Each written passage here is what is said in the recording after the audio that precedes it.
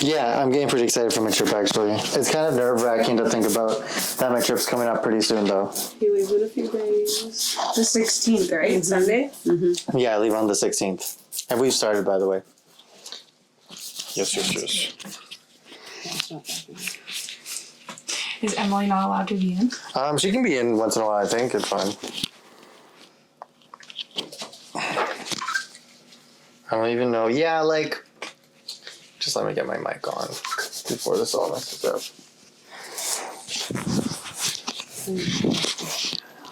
Testing, hi, I'm here. Yeah, okay, we're good. Sweet.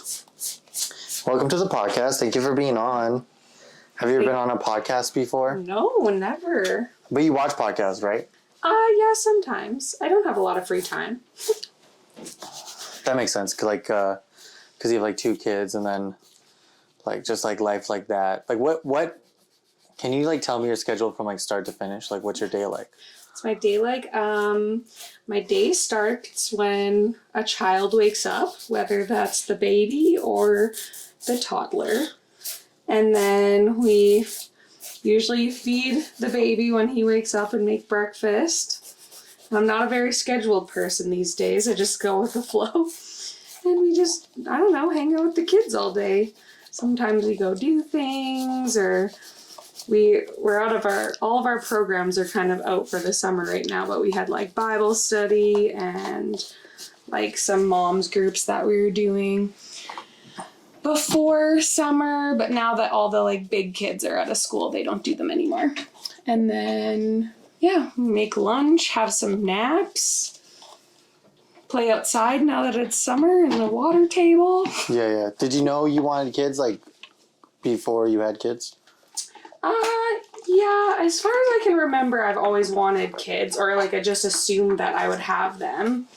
But I remember when I was a young teen, I just all of a sudden really wanted to be like a stay-at-home mom and had like no real big career aspirations. But before that, what were your career aspirations? Oh, whatever hobby I was interested in. Like I wanted to be a cake decorator, baker, the next cake boss for a while.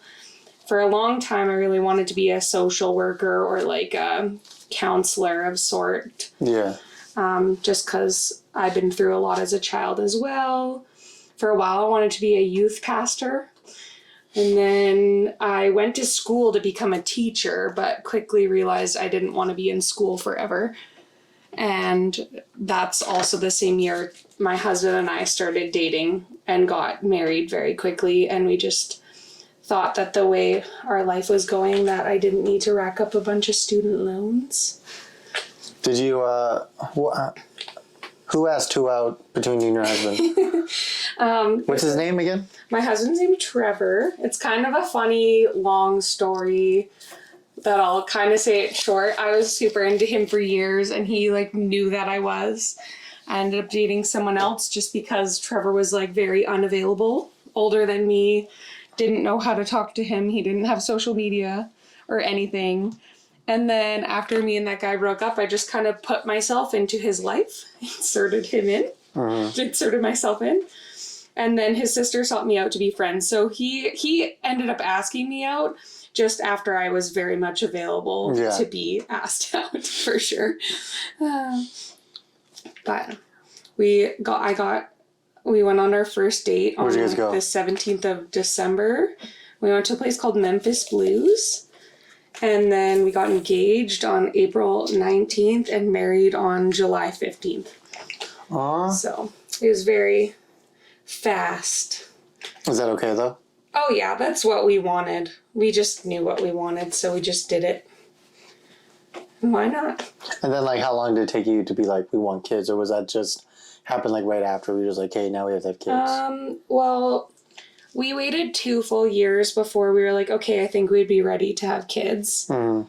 And then, so we had our first daughter, well, our only daughter, Rosalie, right after our 3rd anniversary of our wedding. So a while. We spent some time together before we had kids, for sure. Yeah. I've, when I was younger, I wanted kids, I think. And then like as I grew older and stuff, the idea like kind of went away, and I think that's because of like the addiction and stuff. It kind of like overcame like all these feelings to like want to have kids. Right. Yeah. I think that it's definitely hard to have kids, and like you have been through a lot in your life, and you're healing and you're learning about yourself for the first time. So it makes perfect sense to me why you are sifting through those. Do you want to have kids or not? And There's only one person that like I'd actually have kids with, or even think about like having kids with and like marrying, and that's like Emily. If I've said this like a bunch of times, and I if it's not Emily, it's no one. I'm not having kids with anyone. Do you know what I mean? I just can't. Because like for me, I don't have baby fever. You know, I don't get that like, oh, I want a lineage. I don't get when like because I have a friend, and he's like, well, like you should get kids so they carry on your name. It's like, what if they just become pieces of shit though, right? Like how like that's so much pressure to put on a child that isn't born yet, that they need to carry on your name. Like, shouldn't you carry on your name? And like for me is like I don't want my kid to carry on my name and to make me proud. I want to have a kid that like when he's born, I'm already proud of him. Do you know? Like Right. I want him to be proud of me. I don't want to live vicariously through my kid.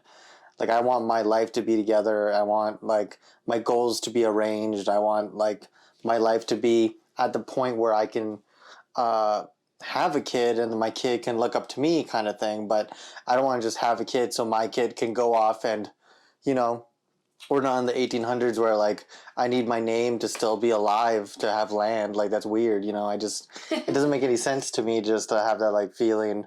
But maybe that's just me. But I think because I grew up in kind of a shitty home, and my grandpa would talk about like having kids, and he would talk about how hard having kids are, and like he would talk about actually, you know what's funny? My grandpa would talk a lot about his ex-wives, and he would talk to them. He would talk about them in a very interesting way, just very like sexist. Like they did this, they did that, but like he would tell me stuff he would do.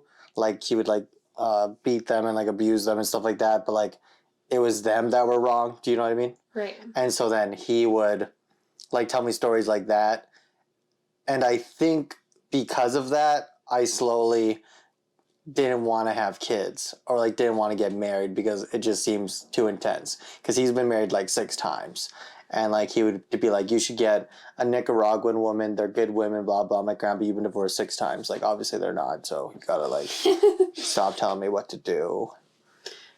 Right.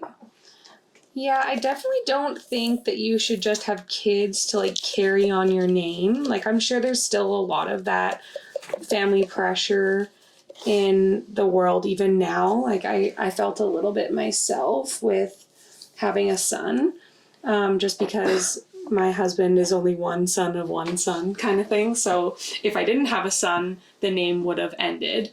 And I think mostly it's just like a sad thing, not like a, oh no, my land's gone now or whatever. Yeah. But I think that there should be like a legitimate reason why you would want to have kids. And I think it changes. Like some days it's really hard to be like, oh yeah, I really want kids right now. And my daughter is like disobeying me and like needing to get disciplined all day long and whatever. But ultimately, like I know they're little blessings and I want to raise them to be like little lights of the world. And I do want them to, not like make a name for us or anything like that, but I want them to be known as like someone who like loves and stuff like that. And I think that's a really big reason to have kids is to raise these little lights on the earth.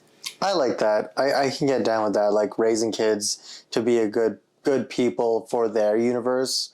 But I like that. I like the way you said that. But I don't think that people should be raising kids to like continue their own universe. Like I feel like once I'm gone. Like whatever I've done is done. Like they don't have to like carry on what I'm doing. Right. Like you don't have to do stand-up comedy. You're fine. Do something else. Well, that's true. Your kid might not be funny at all. Who knows? Probably won't be. Emily's not very funny. Emily's funny in her own way. She's never told me a funny joke. Never ever. No, she's actually the only person that's ever made me laugh. Because like usually like when I'm with someone like dating wise, I laugh and I'm having a good time because like, you know, hormones, chemistry, haha, you know. But, like Emily's legitimately the only person that's ever like made me laugh. Well, that's good. That's something that I think that you want in a partner for sure. Yeah, 100%. You know. I would also agree that my husband thinks that I'm moderately funny some of the time and that I make him laugh. Yeah, I definitely have to ask Emily though, because I talked to her today, and we can pretend she's not in the room. By the way, it doesn't matter, Emily. You can talk if you want to. She's getting her nails done right now, and I'm with her because I'm a nice lover. I'm comfortable with saying lover. She's shy. Talk, Emily. Just, but we had this talk today because, like, okay, so context wise, like, I have an issue with women based on like how I was raised by my grandpa, and like he was very he was very sexist, and he talked about abusing women like openly, and that really taught me how to think of women, you know? Like he would talk about how he used to like beat his wives over like tedious things, like they wouldn't open the door fast enough. And then he would like laugh about it. Like it wasn't like a sincere talk, you know, hey, I did this. It was more like this was crazy. Like, did you see that backflip I did? Like, it was like those kind of talks. And so it taught me like kind of perspective of women. And then since I didn't have a mom, I think that further demonstrated his perspective into me, you know, because like since I didn't have a proper female role model, it kind of got lost in translation in my head. Right. Like, so how did you view women then? They sucked. Just kidding.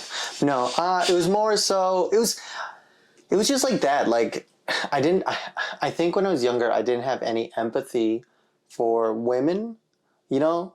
And then, like, if a woman were to be like, oh, I'm tired, like in my head, I'm like, from what? What did you do? What did you do that I didn't do today? Like, if I could do it, you could do it. Like, it'd be like that, very, I think, competitive. And my grandpa is very competitive. Like, he's very, like, he's one of those people that are like, I'm strong, so you have to be strong. Like, if I can do this, there's no way you can't do this. And so that's how I saw, like, women. Like, there's no reason why you're, like, the way you are. If I'm fine, you have to be fine. It's very, like, unfair. And that was a big problem. And I saw that when I was younger. I was dating this girl for, like, 2 years. And I noticed with her that if she made me mad, I would hold grudges and resentments towards her for a lot longer than any other person, like any other like friend, you know? Like if I had a guy friend who, and they made me think about things. It kind of like, because we got into this big fight. Like I was screaming at her because she told me I couldn't do drugs anymore. Like she thought I had a drug problem, which I did. She was right, but you know, at the time, fuck her.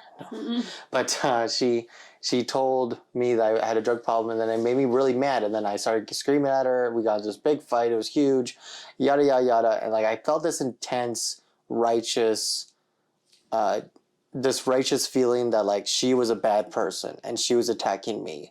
That's how I felt. But then my friends would come in. They're like, "Hey, what was that fight with you and her?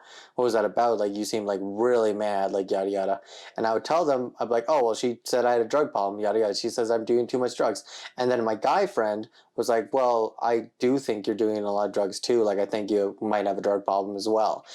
And I didn't get mad at him. Like, there was no sign of like anger towards him. I just listened. I was like, I could have a drug problem. And then after that, it kind of flicked this switch in my head where I was like, whoa, why do I get so angry at her but not at him? And then it made me really think about it. And then I started being like, that's weird. That's weird, right? That has to be weird. And like I've talked to like therapists and counselors about it because like it's hard. It's hard not getting help for that because like who am I going to talk to in Grand Prairie, about it? And like all my other friends are like redneck dudes, so like it's hard to like talk to them about it like, hey, I think I have a problem with women, and then they're like, yeah, me too, what a bitch. I'm like, okay, it's not the answer I wanted. But so anyways, back to the Emily thing. So like today I got a little mad with her. We got into an argument. I forget what it was about. It doesn't matter anymore, I guess. And we got in an argument. I got like a little attitude-y. And then I apologized later. And then she said, no, it's okay. It's fine. Like I see you're trying. And then I had a moment of like, am I trying though? And I had to check myself. I'm like, and I asked her, I'm like, do you think I'm like gaslighting you? Like, do you think I'm abusive?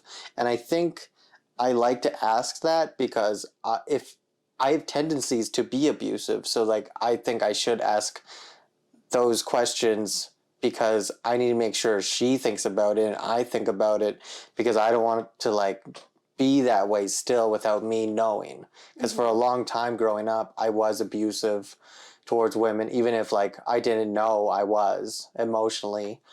And so I need to like always check on myself. Like that's just my responsibility that was brought on to me from my trauma from my mom and my grandpa.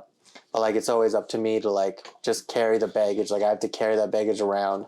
But I feel like I'm at the point that I'm learning that I'm allowed to have this trauma, like my grandpa beating my mom in front of me and like my mom like not being there for me and like just all this like really shitty stuff, I'm allowed to have that trauma. But at the same time, that's no one else's trauma. Like a woman, that's not another woman's trauma. That's my trauma. I'm not allowed to give that to her and make her to put it on her. Yeah, I'm not allowed to help her, ask her to carry it for me. Right. I have to carry it, and it's my responsibility to like carry it, make sure like I'm carrying it all sides, make sure it's not touching the ground, and then like everything else is just around that, Yeah. So For sure. I think that there's a lot of growth in you to like recognize that and even check in with Em and make sure that she feels comfortable in She's this fine. situation. But even recognizing like, hey, are you okay with what just happened is showing that you're really turning all of what you learned in your childhood around. But my biggest fear is like, I guess I'm overthinking this, but my biggest fear is that am I asking these things to look good? Like, what if I'm asking these things to gaslight her further? Like, what if I'm asking these things to make her think that I'm a good guy, but underneath I'm not being a good guy, and I'm actually using those things to, it sounds crazy, but like people do that. No, I understand what you're saying. Right? I don't know. You're the only one that can answer that truthfully, really. I think if you're questioning if you're behaving that way, then you're probably not. You know what I mean? Probably. Like, because people who do that wouldn't think about it. They would just do it. They'd just be like constantly. Yeah, exactly. Unconsciously manipulating, I think. Mm-hmm. Well, what is manipulation? Like, do people that do it know they're doing it? I think most people do it quite intentionally. Yeah. But I think manipulating is like arching your words and your actions to get people to do what you want all the time. Or majority of the time. So if your inner motive is to completely always serve yourself, like, I don't know, my husband and I are going through some marriage mentoring and we believe in the Lord, so we're going about it through like our pastor. And in this book that we're reading, it's like, if we're not constantly trying to like serve one another, like, and love one another in our marriage, and we're just constantly seeking our own desires, it's never going to work. We're never going to be happy with another person. If it's just all about us, it'll leave either the other person completely unhappy and like maybe want to leave or whatever, but also not feeling comfortable. And if we look at it as a opportunity to serve one another, how could you be manipulating your spouse or your girlfriend? I guess, okay, honestly, no, I'm not like doing it intentionally. Like, I don't want anything like, it's not that loud, it's fine. I'm not doing it intentionally. and I'm not like doing anything honestly, but I am worried about it constantly. Like not always through the day, but definitely after we fight. Like after we make up, I'm always like worried. I'm like, am I gaslighting this person? Like, am I? Because I've done that before. Right. But, and the problem is like when I would do that before, I don't remember doing it on purpose. Like it would just, well, no, that's not true. You know what? That's not true. Saying that out loud, I knew what I was doing. Yeah. Well, and do you, like, were you a person, like, when you were doing the drugs that you, like, remember everything that's happening? Because a lot of times we have, like, these things we have to, well, and from what I learned, because I had a parent that was an alcoholic, like, they don't remember half these things that they have to now, like, atone up to. And, like, when you try and talk about it, sometimes there's just, like, this big wall and, well, I didn't do that, but you don't actually know. So I wonder how much of it is, like, that subconscious. You don't actually know what your motivations were. You just know that maybe they happened. No? Yes? I don't know. I'm thinking about it. No, I definitely do remember everything. Because, Okay. like, alcohol and cocaine's, like, quite different. Like, on cocaine, you're there.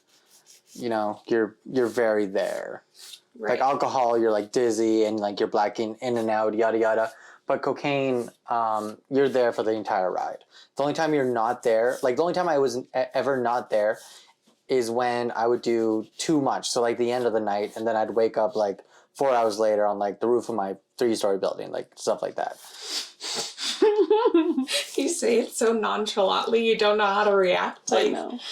it's just like, oh, my mind.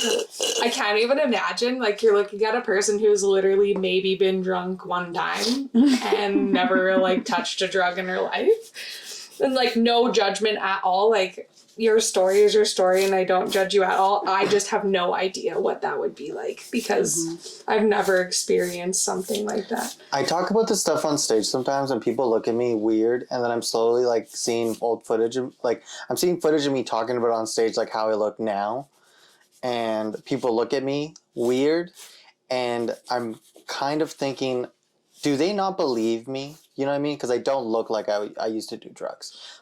Well, it might not even be that, but you told, like, my husband and I when we were at our fire in our backyard, like, a couple months ago, like, a story, and I just couldn't believe the story itself. Yeah. Like, it's so wild, some of the stories that you have, that maybe it's not believing in what you're saying, but it's just like, whoa, that actually happened to you? Like, and you survived to tell the tale? Like... Oh, like smashing my face? Yeah, that one. See, like, smashing my face on cement to get off work. It's a, like, crazy story. But, like, wild. that's, like, one of the most, that's one of the most timid stories I actually have. Fair, sure. Yeah. I'm sure you have more that you haven't told us, but... Like, there's, like, things, oh, man.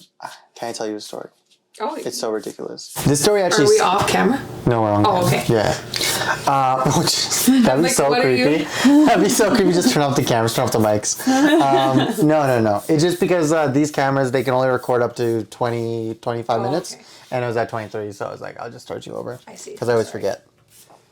Oh, no, it's okay. This is supposed to be like a very candid podcast. Very, like, it's supposed to sound like you're listening into, like, a conversation on a bus or on a table. Sure. You know? Perfect. Yeah. It's supposed to be Well, like... we're doing nails right now, so... Exactly. This is kind of like Taylor's nail time counseling session, you know? Like... Nail Time Podcast? Yeah, sure. Nail Time Podcast? I get one of those every couple weeks. Oh, you know, it'd be kind of cute if you did like if you stream nails on Twitch and you did like a nail cast. That's actually not A nail cast would actually be really fun to do, actually like not where you record people like conversations, like with them knowing obviously, Right. and like that'd be fun. 'Cause I'm It sure would be fun. I'm sure you have some deep conversations doing nails.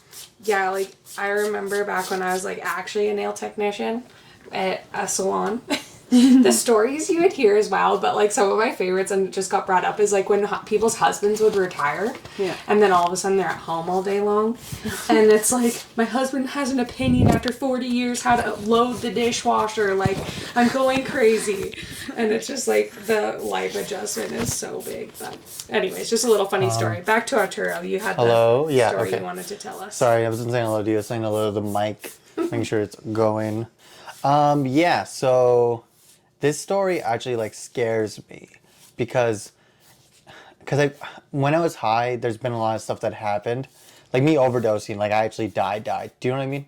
Right. Like, But came this back to story, life. yeah, but this story, I consider it like worse than like just dying. So what happened was I was doing a lot of drugs, obviously, and I wanted to, for whatever reason, I was with this person, and she wanted to get drugs. So I was like, yeah, sure, let's go get more drugs. So then we went off somewhere downtown, and she went to this like abandoned building, and she like knocked on like the door, and I was like, she did this like knock, like it was a secret knock, like, you know, it was like one of those like, Clubhouse. yeah, a clubhouse knock, like that, right? And I was like, okay, that's weird.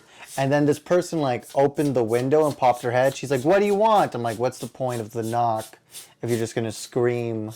What do you want? And then she was like, hey, we're just here for some shit. I'm like, what's the point of the knock if you're gonna scream what you want from the? And then, anyways, we got inside. I walked up, and like, the room was smaller than this.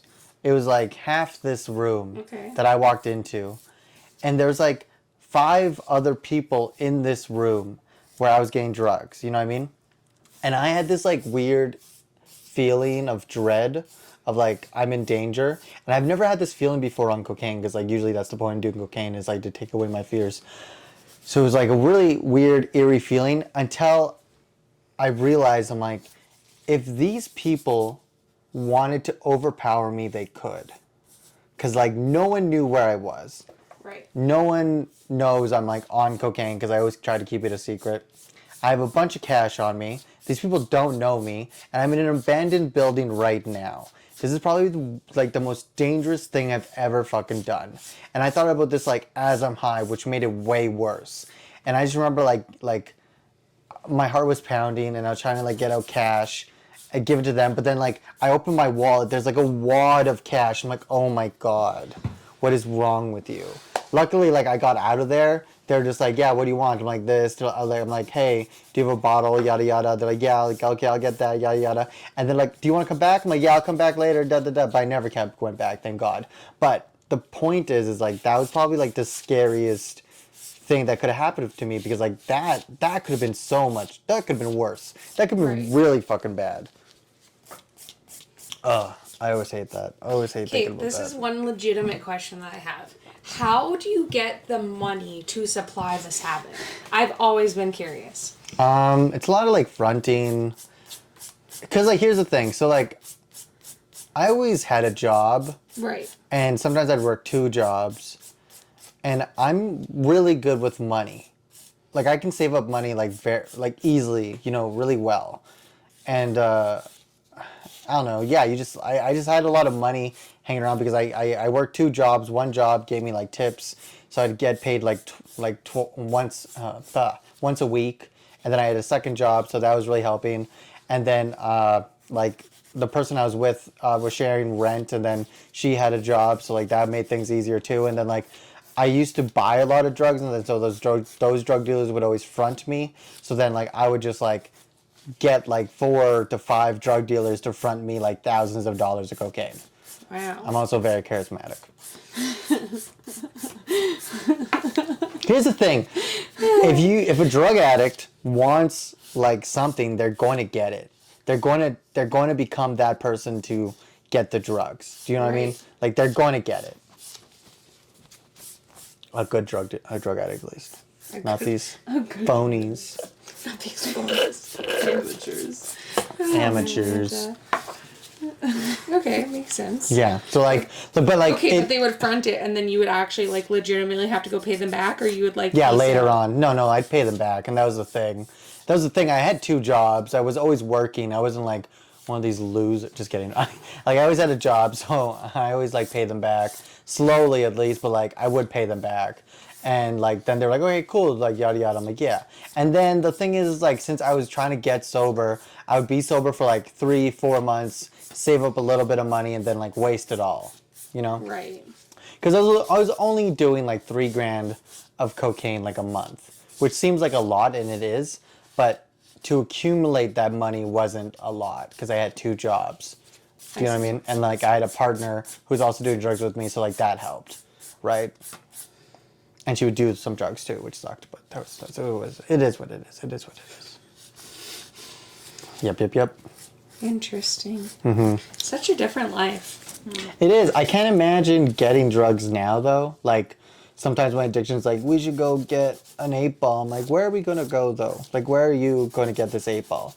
And then my addiction, like I do this thing called playing it out, where it helps sometimes to just like play out how you are going to get the drugs, you know? Right. Because like it makes you realize how stupid you are and how stupid it's going to be and how like logistically you just can't do it anymore.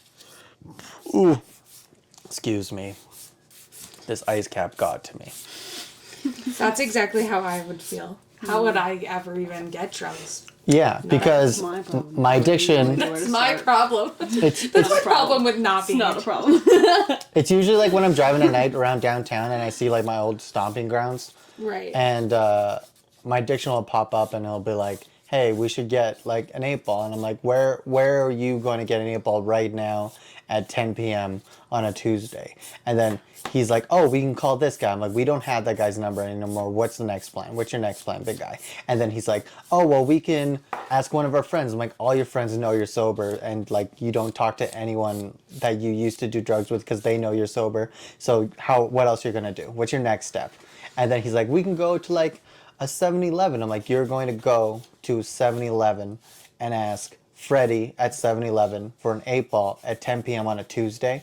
That's what your plan is? You're going to sound like a cop and he's going to stab you. What's your next plan? And he's like, I don't know. I'm like, that's what I thought. I'm going home. And usually that's like the conversation I have like every night. And I'm like, I don't know why you keep asking me this if you don't have a game plan. I just can't. And like logistically, I can't figure even out that. Like I can't in my head understand how to get drugs. And I think that's like a very big weapon I have against my addiction, because if I don't know how to do it, I'm just not going to do it. It's not easy anymore to do it, you know? And then I think about it like biologically, I'm like, my nose is fucked. Like I can't breathe properly. You're not going to snort as much as you want. You're not going to get the quality you used to get. And like, you're just not going to get anything that you think you're going to get. And then like, it just calms me down knowing that there's no possible way I could do drugs. And even if I did get the drugs, I can't consume the drugs the way I'd want to consume the drugs. So did you wreck your nose in this process? Yeah, it's like completely broken. I can't, like, okay, so I did this video once. It was called like Drug Factor. And it was where like I would snort and consume like weird food that were the same amount of drugs that like killed me. So like I would snort like 2 tablespoons of Tabasco sauce. And then when I tried doing it, it didn't work. Like I couldn't snort. And I'm like, oh my God, I can't do drugs anymore. That's crazy. Oh, man. But I couldn't like take it in. I was like, that sucks. Well, it doesn't suck, but it just was like weird, like, oh, okay, that won't work at all. Okay, back to you dying. Like, what actually happened? Like, do you remember, like that situation and then, like, coming back to life? I remember, okay, so... Did you see Jesus? Like, tell I me. saw something. It was something there, definitely. And I kind of hate when people are like, oh, well, that's a chemistry in your brain. There's, like, a fucking gizmo in your brain that, like, it sets off an imbalance and then makes you see those things. I'm like, how do you know that, though? You're like a guy at tattoo shop. I don't think you're a surgeon. But anyways, so yeah, what I saw, okay, I'll tell you what, like leading up to it, right? So I had like stations in my apartment, one in the bathroom, one in the bedroom, and then one on my desk in the living room of like plates of like drugs. And I thought I was snorting cocaine, but since I got it from like a different dealer that I never get it from, like I don't even know this guy, the cocaine was laced with like ketamine. And that's why I overdosed, because I took the same amount that I usually take, but I was taking ketamine mixed with cocaine and whatever they put in there, and that's how I overdosed because I took too much of like the wrong shit. And that which happens a lot, like when you try like get sober for a little while and then you go back to that life, you always, well, not always, but like usually you always get like the wrong shit, and then that's how you overdose because like your body's not used to it and you don't get it from the same dealer, and then you just like die on like fentanyl. That's usually what happens. Right. But anyway, so I remember I was at like my plate in my bedroom and I had like all my lines fixed up, and I remember I made like this big one, like the length of this straw. I just like made it that big, that long. And then like from one end to the other end, I just snorted it up. And what I saw was like really weird, but like, so I put my nose down on the plate and I snort, and then and then as I'm breathing it in, I like tip my head up. And as it goes up, I see the stages of the day like commence. So it was like I saw the plate, and then my eyes moved, and then I saw my bedroom wall, ceiling, and then I saw this like really weird black void in between the night sky and the doctor's face. And that's all that I saw. But it was weird because, okay, so I saw this like black void, you know? Mm-hmm. It was like really dark. And I was in there for like at least, I don't know how long I was in there, but it felt like forever, you know?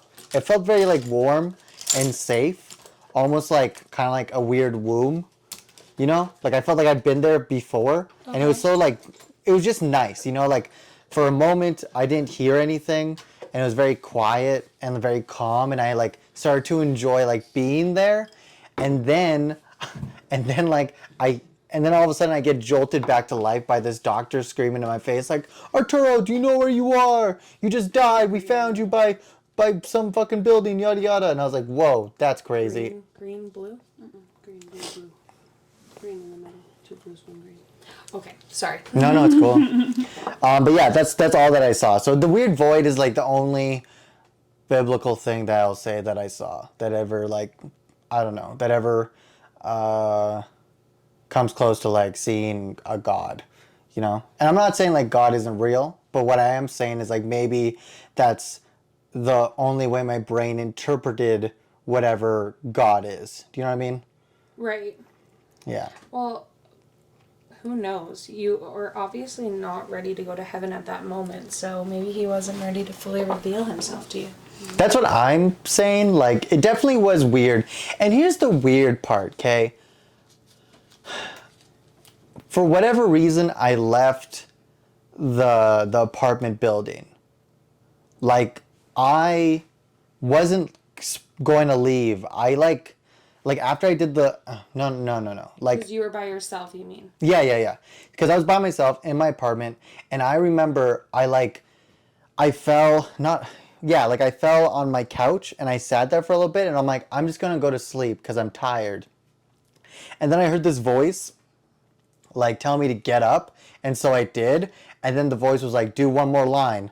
And then I went to like the plate, and I just remember like hearing this conversation of like, you should do one more line. This is gonna hurt, but you should just do one more line. And I thought it was like me talking, but what if like that was like God's like plan? Like, you need to do one more line and then go outside to overdose because like you just need to leave. Because like for whatever reason, after my line, there's like a gap of time that I don't recall. Because when I left my apartment, I had all my drugs on me and all my alcohol on me in my backpack. That's how they found me. But why did I bring those things?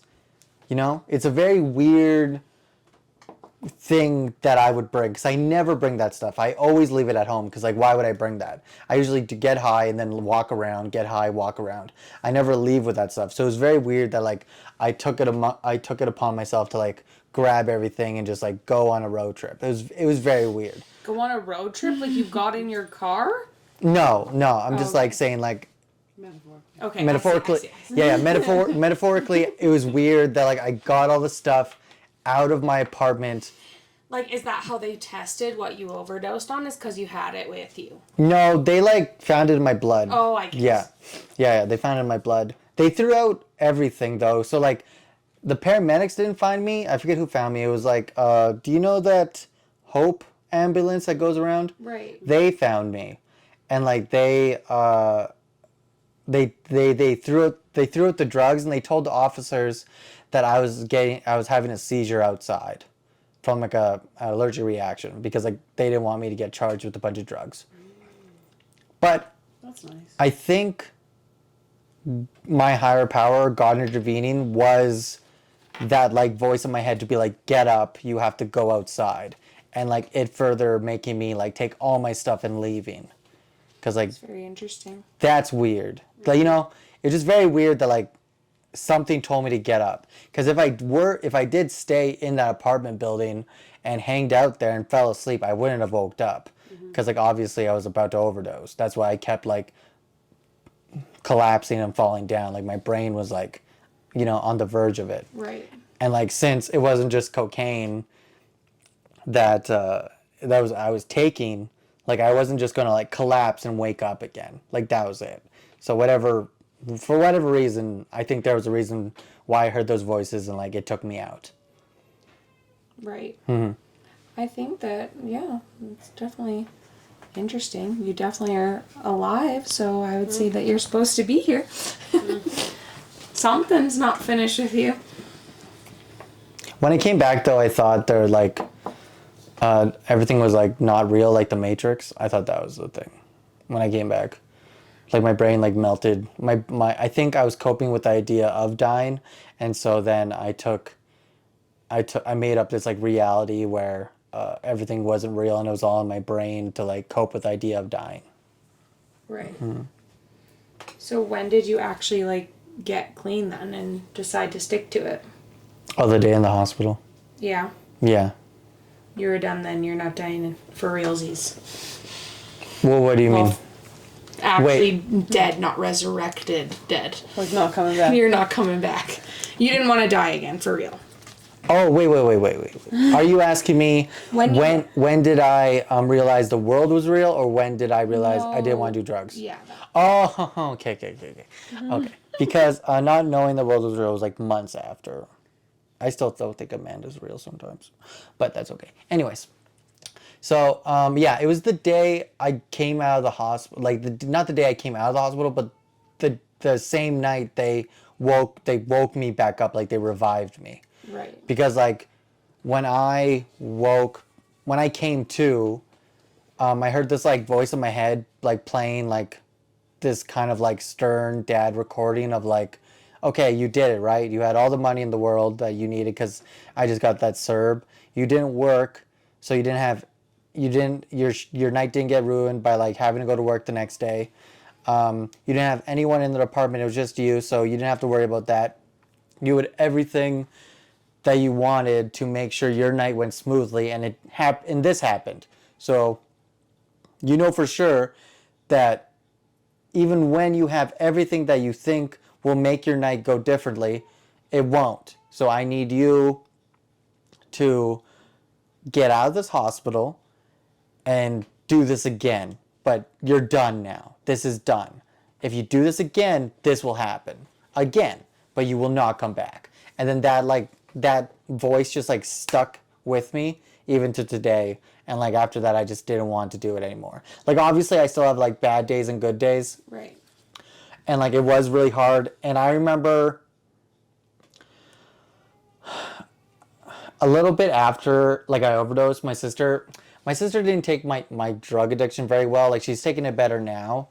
But there was a time where she was upset that like I didn't come to her for help, you know, rather than me being a drug addict, you know. She's very Sure. Yeah, she's very weird about it. And we fought a lot about it and stuff like that, but I like tell them like, well, a lot of like my addiction comes from like the stress you guys gave to me as a kid, like, you know. And so, you know, and then she would like push stuff in my face like, oh, well, we didn't put you in a hospital, like it wasn't that bad. I'm like, that's not a standard for what you should do to a kid though, right? Like just because I didn't go to the hospital doesn't mean you can just beat me and shit, you know.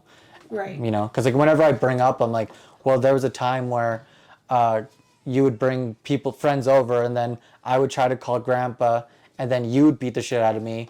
But then like grandpa would come home and he would find these people there, and then he'd beat the shit out of me at the same day. And I bring this up to them, and they're always like, "Oh, we didn't put you in the hospital though." I'm like, "That's still a fucking shitty thing to do to someone." Like, you know what I mean? And so Not the standard. yeah, she's better now, honestly, and like we had a really good trip the other day. But there was a time where it was like really hard to talk to her about this, and like a lot of the times like she'd be like, "Well, why didn't you come to me?" I'm like, "Well, that's why though, right? Like why would I come to you with those things if you did that to me when I was a kid, yada yada." Anyway. Right, like it wasn't a safe space for you to Yeah. be able to And share. so my sister, this one time, she got me an intervention, but like she didn't invite anyone I knew to the intervention. She invited like her friends to the intervention that I haven't seen since I was like 12. And like all my sister did with like her husband and her friends were to tell me that like I need to do something more with my life. Like I need to like stop trying to film and try and do this stand-up comedy thing, try to stop doing this filmmaking thing and do something else with my life. And like that really hurt because like filmmaking is the only thing that like grounded me to like sobriety. And she was like trying to take it away from me. Right. Oh dear. Oh my God. Laundry falling. Do you want me to pick that up? No, it's all good. We'll deal with it after. Like one of those people that would just put me in a really weird place of like I don't know why you're trying to take away the only thing that I enjoyed ever, you know, like filmmaking when I first was trying to get sober was the only thing that like I could focus on that would help me not do drugs. And so it really hurt that she was like, you need to do something else with your life. You should like do this, do that, do that. I'm like, I don't. And I really felt that at the time. I was like, I don't need to take advice from you though, right? Because like I've done more things like occupationally than like she has, you know? Like I'm not saying she's not a hard worker and like I love her and yada yada, but like I've tried everything in my life that I wanted to try. Like I did forest firefighting, I did electrical, I did I was a fucking chef, like things like that. But like the only thing that stuck, that kept me together, was filmmaking. Like that's the only thing I actually like. And so it was hard for me to hear from her, like, you should do something else. I'm like, I don't want to do something else. And then that day, I was going to overdose. I was going to overdose again that day. Like I was going to get drunk enough to call that guy to give me that shit drugs again so I could die again out of spite. Because I was so mad. And the only reason why I didn't do it is because I got to the liquor store and I saw this guy overdosing in front of the liquor store, and I was like, damn, well played, Jesus, my bad. And then like I just like went back to my apartment. I was like, okay. Interesting. Yeah. So like I'm glad you didn't make that choice. yeah. So like yeah, I have like my bad days, I have my good days obviously, but there's always that overwhelming overwhelming idea of like, no matter what I do, I won't get the results I want. Like it won't be just a fun time for me. And that's kept me grounded since then. Yeah, that's amazing. Like I definitely, like my mom was an alcoholic, so to her, she found God in it, and then thankfully she's kind of had that like pillar to stand on as well, that not wanting and where could I end up type. How long was she an alcoholic for? She would say a lot shorter than I would say, but like I think it was around 5 years. It was all my high school and a couple years after that, and there's like a series of unfortunate events, and unfortunately it runs in our family, so I really don't drink like pretty much at all because I'm just not interested in repeating it for like the millionth generation. But there's like my sister, she's cool with it now. Like I visited her recently, and before she would never like talk to me about it or like joke with me about it. But like recently she was joking with me about it like the last time I saw her, which was really nice. But it was like my grandpa that like kind of didn't see it still, you know? Because like you were sober or? I like both. Like I talked to him a little while ago on the phone, and I was like, yeah. I'm like, yeah. He's like, how are you doing? I'm like, I'm good. I'm like hanging out. I have a meeting today. He's like, oh, what you meeting for? I'm like, oh, I just for like my CA, like a sober meeting. He's like, you're sober? I'm like, yeah. He's like, since when you been sober? I'm like, I died a few months ago. He's like, oh yeah. I'm like, okay. Like, how do you forget that? And then there's another time where I visited him recently, and he was ordering a drink for himself, right? Like a beer or whatever. And then he's like, yeah, I can only drink milk and beer. I can't have I can't have straight beer. I'm like, yeah, me too. I can't have beer because I'm a drug addict. And then like, he's like, oh, well, you can have one or two. I'm like, no, I can't though. And he's like, no, you can have like one. I'm like, no, Grandpa, I can't have any. Like, that's the whole idea. I'm not allowed to have any kind of narcotics anymore. Right. So it was like a very weird thing with my grandma. Maybe he's old, I don't know, but like it's very like odd thing he can't remember. But then like when we were talking about my Uncle Carlos, because my Uncle Carlos is an alcoholic, he was like, then that's when he remembers. He's like, oh, well, you got sober, so why can't Uncle Carlos get sober? But yada yada yada. I'm like, how do you remember this now though, when it fits your needs, you know? Yeah. Well, maybe it is just old and unfortunate, but hopefully you can learn to let it not affect you too much. It doesn't, But- honestly. Like, I've gone to the point where I don't let my family like affect my headspace anymore. Like, I still get nervous when I go visit them, but since I have a car now and I feel less stuck when I'm over there, I'm just like, if I feel uneasy, I'll just leave. Like, it won't be a big deal. Right. Yeah. Can we talk about you being a mom? Yeah. What do you want to know? I don't know. I don't know what I want this thing to be about, to be honest. Because, like, okay, so I'll just tell you the film idea I have, right? Okay. So I didn't have a mom growing up. And because of that, okay, I'll tell you the whole thing, I guess. That's fair. So when I was a kid, when I was 3, my mom, she left me, okay, wait, sorry. I haven't told this story in so long. Okay. So my dad had a stroke and he went to his first family and he left my mom, and that broke my mom's heart, and she attempted suicide, and then she was in a coma, but she didn't tell anyone where I was left. So I was on like the street when I was like 3, and then they found me like later on. Like my Wow. grandpa found me 2 weeks later.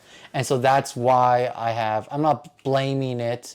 I'm not trying to be a victim, but like that's why I have such estranged feelings towards women, because the first woman that was supposed to love me left me. And so like I've talked to counselors about it, and they've like said like, you're angry and resentful towards women because you weren't able to be angry at your mother when you had the chance. Sure.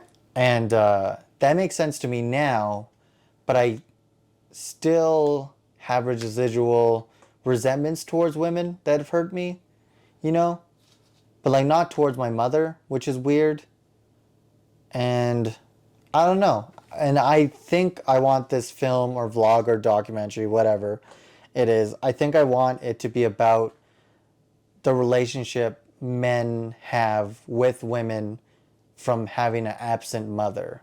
Do you have any thoughts about that? Because you're a very, what's the opposite of absent? Present. You're a very present mother. Well, But your mom was she absent? well, yeah, in some ways I had both. Like my mom was a single mom and my childhood was great. I don't remember really wanting for anything. We were best friends. We did so many fun things together. But then when she started, so I was going into my 10th year of school, grade 10, and a series of unfortunate events happened to her, which led her to drink, and she was dating this guy that cheated on her, and he was still living in the house. And I just remember like the turning point there was kind of like she would drink to kind of like escape our reality because they like hadn't broken up yet and they were trying to figure it out or not or whatever. And it was just not a pleasant place to be in. And then when they did finally break up, like a couple months later, I just quickly realized that it was not a fun place to be at home.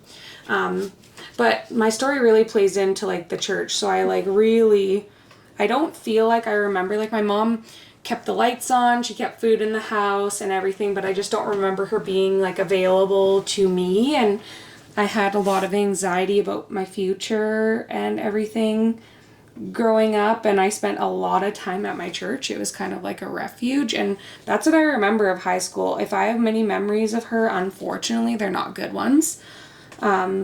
So I feel like in ways I had both like the present and the absent mother, but I also had like my dad was available, I guess, but also lived very far away. So the absent parent is kind of familiar, I guess.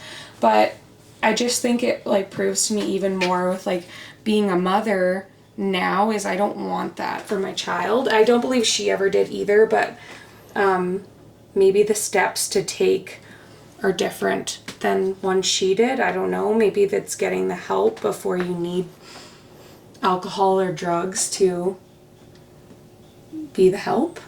But it's just interesting, right? Like our relationships with our parents really shape us, and I think that I've had to come to this realization at some point where that was my circumstance, but I don't have to live like that forever. And I think you were kind of saying that in the beginning, but in a different way. Like I like that though. you were raised in this environment, and maybe the projection of your life started to be the product of that environment, but you don't have to live like the product of that environment forever. And there's a point that comes where we all have to take accountability for our own selves and our own actions.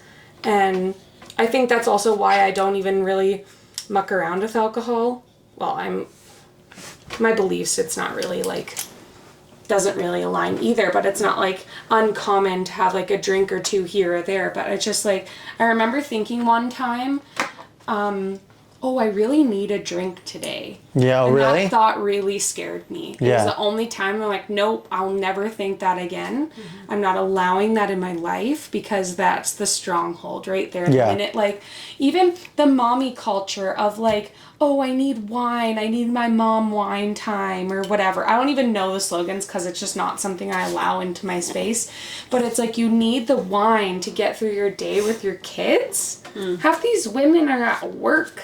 They're not even with their kids all day long. Yeah. And they need wine to get through bedtime. Like, I think, unfortunately, like, this world now is just set up so fast-paced that we don't need or have the allowance to even be present with our children other than a couple hours at dinner time and bedtime. And, like, thank goodness for daycares, because a lot of people need them, but a lot of people aren't even, like, having their hand in their own relationship and raising of their kids and being present anymore. But like, I don't really know, I guess. I hope that answered your question a little bit. That's your question's very broad. That's the thing. But That's the thing about this like film I'm doing. I don't know what my question is. I'm just like, I'm kind of documenting just like the relationship people have.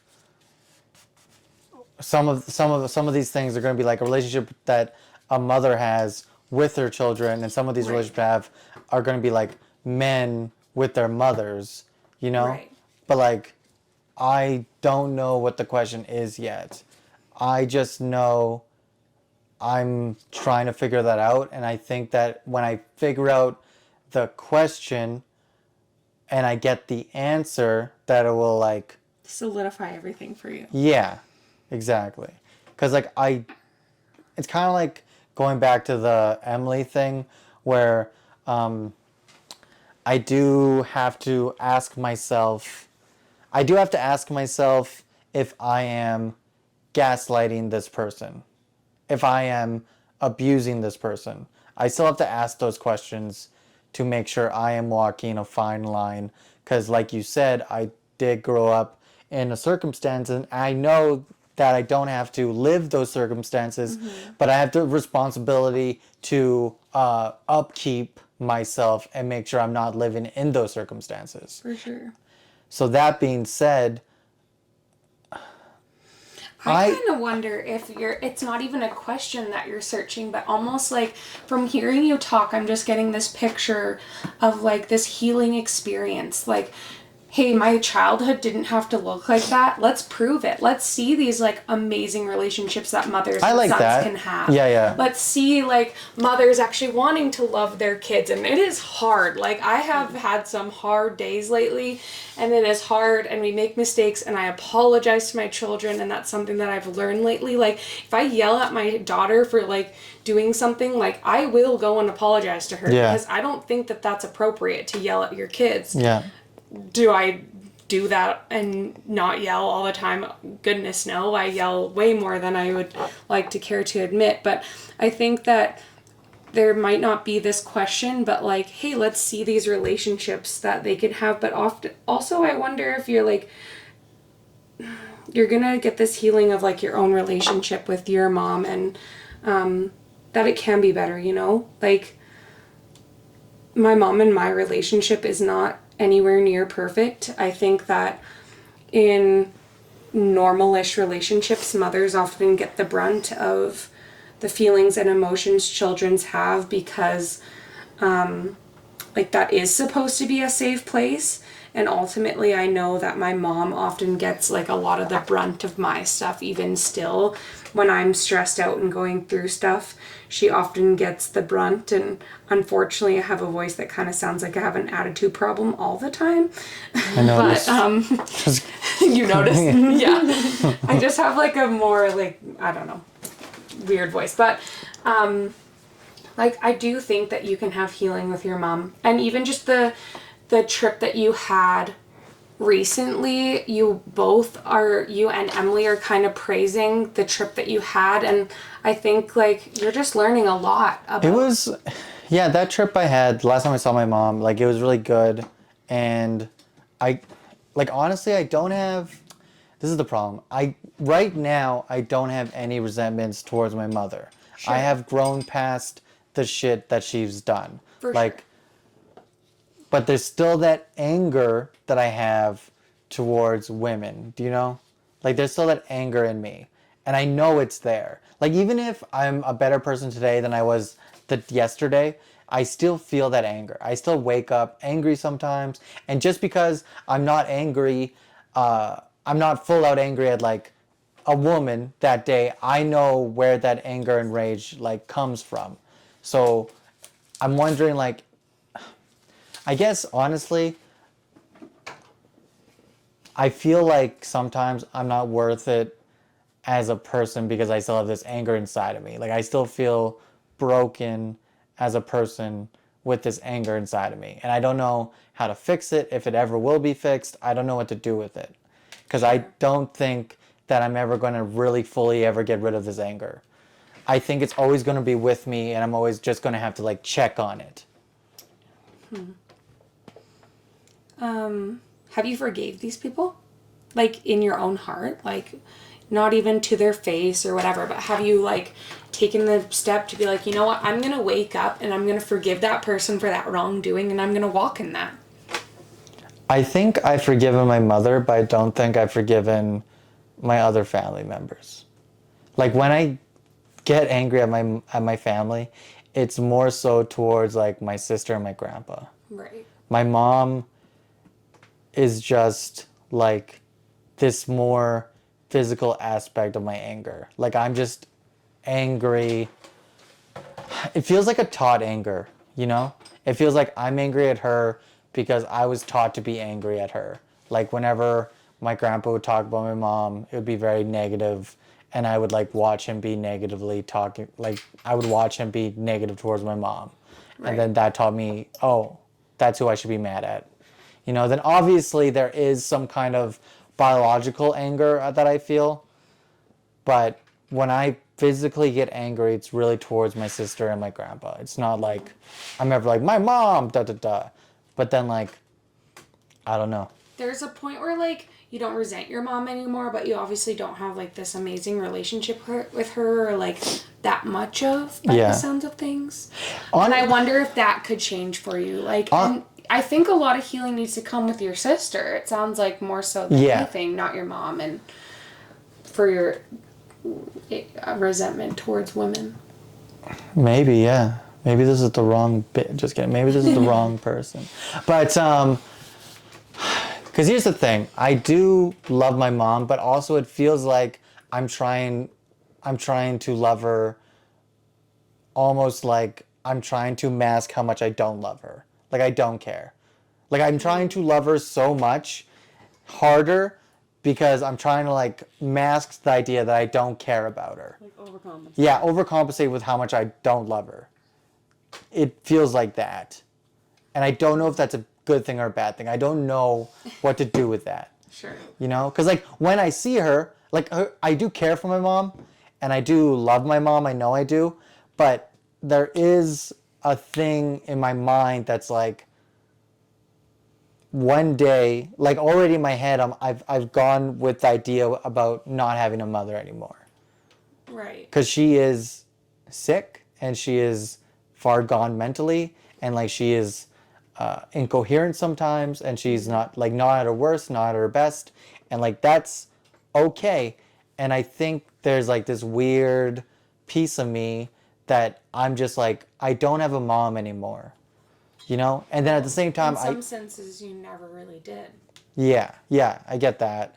And then also like the person that I used to be mad at, the person that used to be shitty towards me, just isn't there anymore. Right. She's not there. You know? So it's easier to let it go, maybe, almost. Yeah. Because she's not there. I guess I'm scared that I should love her more. Like I should, yeah, I guess that. I'm just scared that I should love her more, but for whatever reason I can't. You know, and I don't know what to do with that. Like I feel bad that I can't be with her all the time, like on her birthdays, Christmases, yada yada, but I just can't. You know, it's not because like being around her sucks. It's because emotionally I just don't need to, so I don't want to. But that is not something that is a burden that you need to carry as a child of hers. Like, you do not need to put on yourself that I need to be there for her any minute of the day or need to be with her at anything. Like, ultimately you need to take care of yourself. And you're not like her savior in life to figure out all this stuff for her. And like, yeah, sure, there's feeling bad that you can't be with her, but the guilt that you're carrying is not like yours you need to hold. You know what I'm saying? Mm-hmm. Do you think I'm feeling guilty? Is that what that is? Kind of sounds like it, because I'm sympathizing what you're feeling. Like, I often am worried about my mom. My mom is a single person. I'm often like, I feel guilty that I can't hang out with her every single weekend or whatever. But like, I have my own family, my own life, and like, yes, I do want to see her and I love her, but I can't put that above my family. Yeah. To me, that sounds like what I'm kind of describing is what you're describing. It is. You just feel like this immense guilt. Maybe you feel guilty. It kind of sounds like that you are missing out on maybe a chance of a healthier relationship because she's sick now, and that's also not your burden to carry. Yeah. You know what I'm saying? Like, yeah, I think I'm at the point where I've come to terms, or I see that like the time that we could have had a healthier relationship is gone. Right. That is done. I am now too focused on like what I need to do. And I'm not like talking about that in like an unhealthy aspect. I'm like, I spent a lot of years doing drugs and getting my life together, and now I have to make up for that time. I don't have this piece of time that I can give her anymore. There was a time I'm sure I could have gave that to her, but right now it's not that, you know? But the last time I saw her was nice, and I did get to tell her, like, I love her, yada, yada. But here I am again, just with that eerie feeling, I guess. Like, almost like I told her that just to tell her that. But, like, I feel like it's... The problem is I have no comparison to what love actually is, if that makes sense. Like, I've never really loved family like a normal person should. I loved family because like they took care of me, but never because I loved family because like I was supposed to, but I never loved family because I wanted to. Do you know what I mean? I think a lot of people feel that, and this is something that I've often contemplated too. I think what the world has gotten wrong is that we're gonna be in love every moment of the day forever. We're gonna love our friends forever and ever. Like, more than anything, love is a choice. You're choosing to wake up and serve that person, to get to know that person, to do life with that person. You're not always gonna feel in love with that person, or that these overwhelming feelings of, I love my mom all the time. Like, more often than not, it's just action. Right? Yeah. And I think that that's normal, but maybe you're just ciphering through all that now as like a more grown adult than. Maybe that's a lot of like why I did so much cocaine, because like it was all or nothing. Like it was like a big amount, Right. or it was nothing. And like that's how I feel my love should be for my family. It shouldn't be like these like mediums. It should be like a lot or not a lot. It shouldn't be Right. like kind of. You definitely are that person. You're an all or nothing person. Yeah. I remember after our fire, I was like, wow, you would almost think that Arturo is on drugs. And I know that you're not, but you are just so like, big in your words and your emotions. And like, it's unlike other people. Like, to me, like, I would never question when you're like that you don't like me. Sure. Like, but if like, like, I think you're kind of telling in your emotions, because there was like, when you first like kind of moved in with Emily, I'd be like, hi, Arturo, and you would just kind of like look at me. I'm like, I don't think he either knows who I am or remembers who I am, or he's just having a bad day or something. The first few times I didn't know who you were. I was like, that's very fair. one time Emily, her sister Ashley, like I was driving Emily's car and like I parked in the sushi place and her sister was supposed to like meet us, and she came to the front door thinking I was Emily, and like I stepped out seeing her and I was like, I didn't say anything. I was like, okay. And then she's like, and then she walked away, and it was so weird. And like, I told him, I was like, Emily, I think this homeless person is asking for change. And then Emily was like, that's my sister. I'm like, oh shit, my bad. Was she wearing like weird No, sweats? she was just wearing like I don't know. She just business didn't. casual But that's what I'm saying. Like, there's no telling to me, like, hey, is Arturo feeling some type of way? Because, like, you're very, like, present with your emotions, I feel like. Like, the other day, you, like, stormed out of the house, and I, like, texted Em, like, is everything okay? And she's like, oh, he's just gotta go somewhere. And I'm like, he's definitely, like, one track, like, he's doing, like, the thing, you know? Like, The other day, someone called me fat.